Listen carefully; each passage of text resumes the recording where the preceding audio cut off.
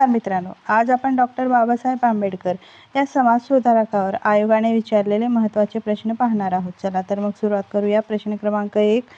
Doctor Babasaheb आंबेडकरांनी टिंबटिंब येथे आपल्या अनुयायांसह बौद्ध धर्म स्वीकारला. आणि या प्रश्नाचं उत्तर आहे पर्याय क्रमांक 1 नागपूर. डॉक्टर बाबासाहेब आंबेडकरांनी आपल्या असंख्य अनुयायांसह 14 ऑक्टोबर 1956 रोजी नागपूर येथे चंद्रमणी महास्तवीर यांच्याकडून बौद्ध धर्माची दीक्षा घेतली. प्रश्न क्रमांक 2. डॉक्टर बाबासाहेब आंबेडकर यांनी सामाजिक व राजकीय क्षेत्रात कार्य करण्यासाठी कोणता पक्ष स्थापन केला? आणि या प्रश्नाचं उत्तर आहे पर्याय क्रमांक 2 स्वतंत्र मजूर पक्ष. देशातील सक्रिय राजकारणात भाग घेऊन कायद्याच्या आधारे सामाजिक सुधारणा करता याव्यात यासाठी डॉक्टर बाबासाहेब आंबेडकरांनी इसवी सन 1936 मध्ये स्वतंत्र मजूर पक्षाची स्थापना केली. प्रश्न क्रमांक 3. शेड्युल्ड कास्ट फेडरेशनची स्थापना कोणी केली? आणि या प्रश्नाचं उत्तर आहे पर्याय क्रमांक 3 डॉक्टर बाबासाहेब आंबेडकर. भारतातील सर्व अस्पृश्य संघटनांना एकत्र आणण्यासाठी डॉक्टर बाबासाहेबांनी अप्पादुराई यांच्या प्रेरणेने इसवी सन 1942 मध्ये अखिल भारतीय शेड्युल्ड कास्ट फेडरेशनची स्थापना केली. प्रश्न क्रमांक 4. इसवी सन 1932 मध्ये डॉक्टर बाबासाहेब आंबेडकर आणि महात्मा गांधी यांच्यात झालेला करार. आणि या प्रश्नाचं उत्तर आहे पर्याय क्रमांक 2 पुणे करार. महात्मा गांधी व बाबासाहेब आंबेडकर यांच्यात 24 सप्टेंबर 1932 रोजी येरवडा तुरुंगातील ऐतिहासिक पुणे करार अस्तित्वात आला. त्यानुसार अस्पृश्यांना स्वतंत्र मतदारसंघाऐवजी राखीव जागा असाव्यात असे ठरले. प्रश्न क्रमांक 5. संयुक्त मजूर पक्षाची स्थापना कोणी केली? आणि या प्रश्नाचं उत्तर आहे पर्याय क्रमांक 4 डॉक्टर बाबासाहेब आंबेडकर. संयुक्त मजूर पक्षाची स्थापना डॉक्टर बाबासाहेब आंबेडकरांनी केली. प्रश्न क्रमांक 6. डॉक्टर आंबेडकरांनी गोलमेज परिषदेत टिंबटिंबची मागणी केली.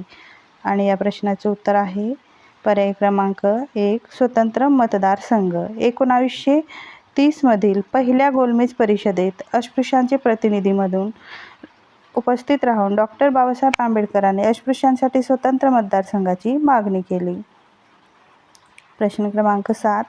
सन 1930 साली नाशिक येथे काळाराम मंदिरात अस्पृश्यांना प्रवेश देण्यासाठी कोणी सत्याग्रह केला? आणि या प्रश्नाचं उत्तर आहे पर्याय क्रमांक 2 डॉक्टर बाबासाहेब आंबेडकर. 2 मार्च 1930 रोजी डॉक्टर बाबासाहेब आंबेडकरांनी नाशिकच्या काळाराम मंदिरात अस्पृश्यांना प्रवेश मिळण्यासाठी सत्याग्रह केला. प्रश्न क्रमांक 8. इसवी सन 1927 या वर्षी महाड येथे 14 आठवडे सत्याग्रह कोणी केले? आणि या प्रश्नाचं उत्तर आहे पर्याय क्रमांक 2 डॉक्टर बाबासाहेब आंबेडकर.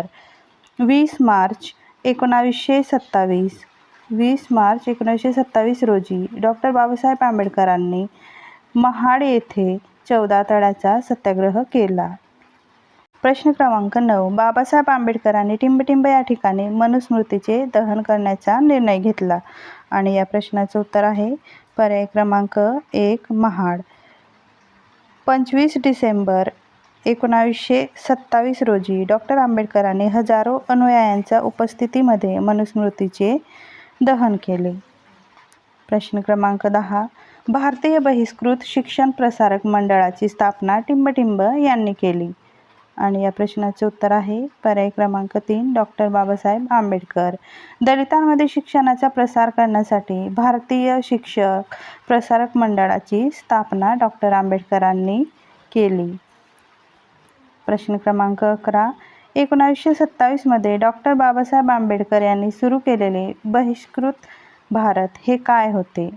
आणि या प्रश्नाचे उत्तर आहे पर्याय क्रमांक 4 पाक्षिक. 1927 मध्ये डॉक्टर बाबासाहेब आंबेडकरांनी बहिष्कृत भारत हे पाक्षिक सुरू करून आपली मते मांडली.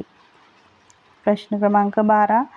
कशामधील डॉक्टर आंबेडकरांचे अग्रलेख म्हणजे शैलीच्या सौंदर्याने सजलेले वैचारिक गद्य होय?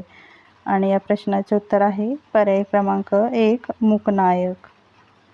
प्रश्न क्रमांक 13. डॉक्टर बाबासाहेब आंबेडकर यांनी आपल्या प्रचारासाठी जनतापत्र व टिंबटिंब या वृत्तपत्रांचा वापर केला. आणि या प्रश्नाचे उत्तर आहे पर्याय क्रमांक 1 मूकनायक. डॉक्टर बाबासाहेब आंबेडकर यांनी आपल्या प्रचारासाठी जनतापत्र व मूकनायक या वृत्तपत्रांचा वापर केला. प्रश्न क्रमांक 14 मूकनायक हे नियतकालिक टिंबटिंब यांनी सुरू केले. आणि या प्रश्नाचं उत्तर आहे पर्याय क्रमांक 1 डॉक्टर बाबासाहेब आंबेडकर. 1920 मध्ये डॉक्टर बाबासाहेबांनी शाहू महाराजांच्या आर्थिक मदतीने मूकनायक हे वृत्तपत्र सुरू केले. प्रश्न क्रमांक 15 खाली दिलेल्या वृत्तपत्रांपैकी कोणते वृत्तपत्र डॉक्टर आंबेडकरांनी सुरू केले नव्हते? आणि या प्रश्नाचे उत्तर आहे पर्याय क्रमांक 4 नवजीवन. प्रश्न क्रमांक 16 डॉक्टर आंबेडकरांचे कोणते लिखाण नाही? आणि या प्रश्नाचे उत्तर आहे पर्याय क्रमांक 4 वरील एकही पर्याय बरोबर नाही. The problem of rupee, riddles in Hinduism, Gandhi and the financial thoughts on linguistic state हे सर्व लिखाण डॉक्टर आंबेडकरांचे होते. प्रश्न क्रमांक 17 डॉक्टर बाबासाहेब आंबेडकरांना 1923 साली लंडन विद्यापीठाने अर्थशास्त्रातील कोणत्या प्रबंधाबद्दल डॉक्टर ऑफ सायन्स ही पदवी दिली? आणि या प्रश्नाचे उत्तर आहे पर्याय क्रमांक 1 द प्रॉब्लेम ऑफ रुपी.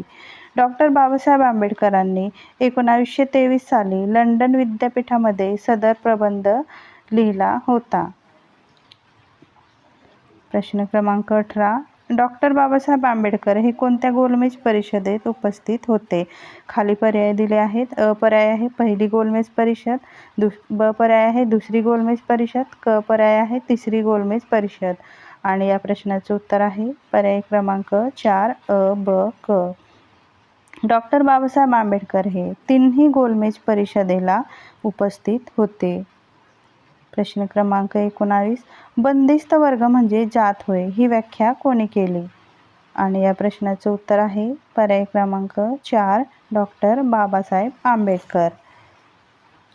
प्रश्न क्रमांक 20 डॉक्टर बाबासाहेब आंबेडकरांना कोणत्या विद्यापीठाने PhD प्रदान केली?